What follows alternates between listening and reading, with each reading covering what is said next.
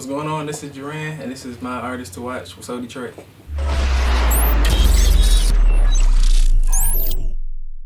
Gerrand, welcome to SooDetroit. Hello.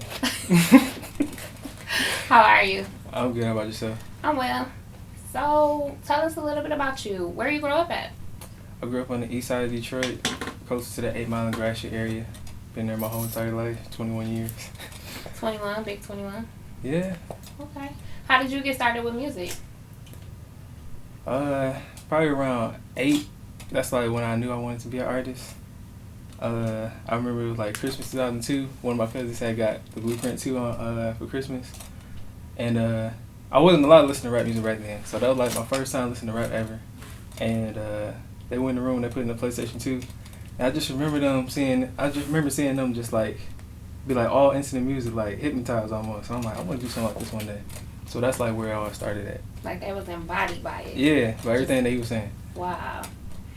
So, let's rewind a little bit. You weren't allowed to listen to rap music when you was growing up? No, I grew up in a Christian home, so Oh, okay. my mom used to just listen to R&B, gospel music, stuff like that. So I think that's why I don't really swear in my music, because I'm not really used to hearing it as much. Okay. So, what was your most memorable moment in your childhood? Most memorable moment in my childhood. Want to come back to that one? Yeah, come back to that one. Okay. So, if you weren't really listening to rap and you heard Blueprint 2, then, like, what direction did you go in terms of music, for musical influences? Well, I was a huge Michael Jackson fan, still am. That's my favorite artist. And after I heard that, I wanted to hear more rap, see what other people were doing with it. So I had begged my mom to start letting me listen to rap music. And she did, but all the music had to be edited. So Clean versions. clean versions. Where did she find that at? Walmart. Walmart was the spot because they had all the clean music. So, what was the first song that you recorded once you was like, okay, this is it? The first real song I recorded was Born Fast. Yep. May of last year. Okay. Yep. Can you spit a little bit of it? Let's see. I can start with the first verse. I just want to be free, escape, go get away. Cause I'm lost in the smoke from the fires that flame from yesterday. I need new hope.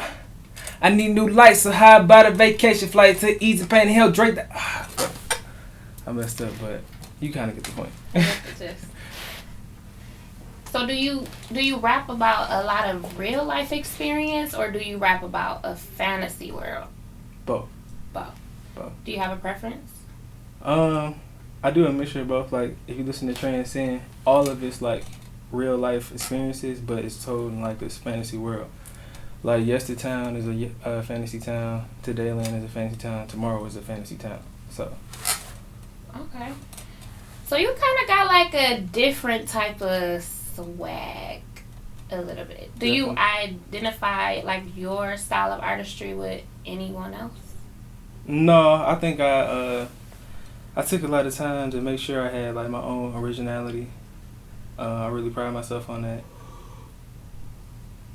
If you could describe your sound or give it like a title, what would you? I wouldn't. You wouldn't? Nope.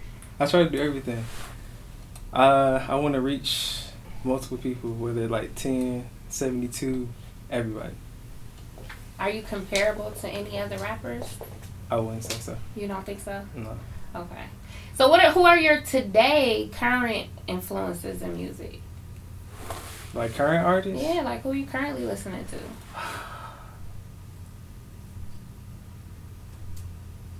Man, like honestly, I really don't. That's how I keep myself original. I always listen to older music. Okay. Cause I feel like you listen to too much music that's out now, you easily influenced by it, then you end up sounding like somebody else. Yeah.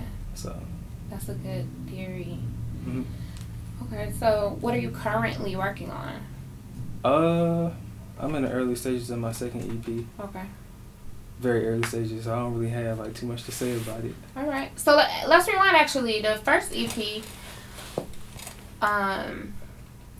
how did you take us to how you got there? Like, okay, I'm gonna sit down, I'm gonna do an EP. Like, Alright, so it all started with like Boarding Pass. I had recorded that, and then like I had put it out in July, and then I was like, I put it out and it got like a good reception, so I was happy about that, and I had stumbled across that beat after I tried doing what everybody else was doing. I went through the era when I wanted to try to like sound like everybody else, or I wanted to sound like somebody from the '90s with boom bap and stuff like that. So I just said, do whatever feel natural to you. So that's how I came about with that. And then after I did that song, I wanted to create a story around it, and that's how the whole Transcend story came about. what's the story behind the balloon? Balloon? Mm-hmm. Okay, so the balloon is like me, or if you're looking at it from your perspective, it's you. And like the balloon is you holding yourself back. Like you want to go away, you want to go transcend to another life, a better life, but you're always holding yourself back, and you're reaching for that baggage. So transcend is all about letting go of that baggage, letting go of all the stuff from the past, and look forward for a brighter future. So do you feel like, I mean, you're young, you're 21. Do you feel like right now you carry a lot of baggage, or you holding yourself back from taking it to the next level? Maybe not like. I would say like the baggage would be like I would say I was a follower, like in high school, getting out of high school. I was real focused on what made other people happy. So, I would say like around soon after I graduated, I wasn't happy at all. Like I was doing what everybody wanted me to do, and then so I had to let all that go. Change your number or whatever. Keep to yourself. And then I ended up finding myself, and then I became happy. So if you could give any, because I mean, I feel like through artistry you can, maybe help somebody else. Like, do you have any advice for people that's like trying to find themselves? Like, they might be in the same, feeling your swag, whatever. Yeah. I mean, just do whatever feels natural to you. Like, don't care about who's watching or what people might think, because I mean, at the end of the day, they don't really care anyway. So you gotta look out for you and look out for the people that's around you that you care about. Everybody from the outside don't matter. What's the next step for you? I mean, just promoting this, trying to get it to everybody's ear. I know it's very different, so I'm excited to see what people actually think about it. So what's the vibe like when you're in the studio? The vibe like I'm in the studio? Mm-hmm. It's pretty much like work. I mean, I like to joke around a lot. I like to laugh. So, tell a couple jokes, get me out in the mood, loosen up the vibe a little bit, and then I get in there and record. If you could jump on any remix, what would it be? Any remix? Come back to that one.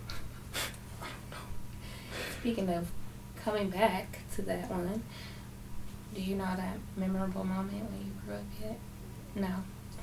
No. I would do it something that pertains to music. I remember when I was 7, Michael Jackson had did a performance in Madison Square Garden. It was like right before 9/11, and he did like all his hits and everything like that. And I just remember watching the crowd just like go crazy, like almost passing out and all stuff like that. And I think that was like the most memorable moment for me, 'cause I remember getting up and dancing, trying to emulate what he was doing. So back then, do you think you kind of knew a little bit back then that you wanted to be an artist, or you wanted that same kind of power? Yeah. I knew early on then, but I remember when I was in 4th grade, our teacher was like, "What do you want to be?" And everybody said what they wanted to be. Then when she came to me, I was like, "I want to do rap music," and she was like, your mom don't want that. And I just remember everybody like laughing, and my confidence was shot. Like, I'm like, I'll never be able to do this. Mm-hmm. So I pretty much just kept it to myself. I didn't really think about it for like a good 10 years, and then I slowly started getting into it when I decided that I didn't want to go to school anymore. So now, that you've like cut the baggage off, you decided to chase your own dream, you're gonna transcend. How do you want to be remembered? I definitely look at longevity. Longevity is everything. I think that's what I look for in music for inspiration. Not even in just like music, but like movies as well. Like I'm a huge like fan of like Walt Disney, George Lucas. I look at the stuff they made, like all the Disney movies, like Star Wars and things like that. What the things that they put into it to make it last this long. So I think longevity is key, and being able to reach the people is a huge part of that. So what makes you so Detroit? I feel like we all had ups and downs in life.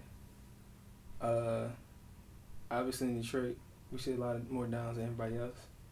So I think when you make it through those ups and downs, like it makes you stronger. And if you make it in Detroit, you can make it anywhere. I honestly believe that.